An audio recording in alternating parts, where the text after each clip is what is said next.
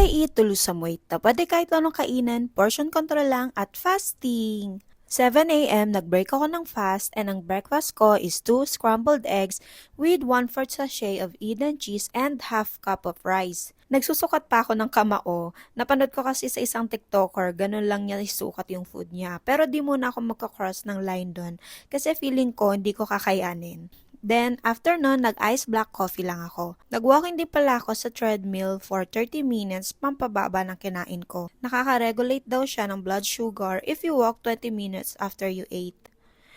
At ang lakas ng ulan, oh my God. 12:30, lunch.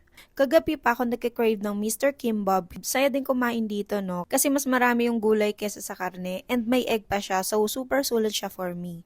Ito yung natira sa kinain ko, hindi ko na naubos kasi ang dami niya talaga. Then, nag-dessert kami ng mama sa Yowel.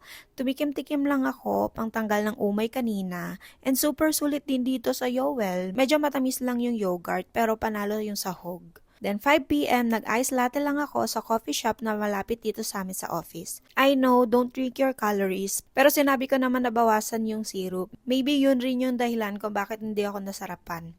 And that concludes my 8-hour eating window. Sasamahan niyo ako mag-break ng fast bukas, right? Thank you!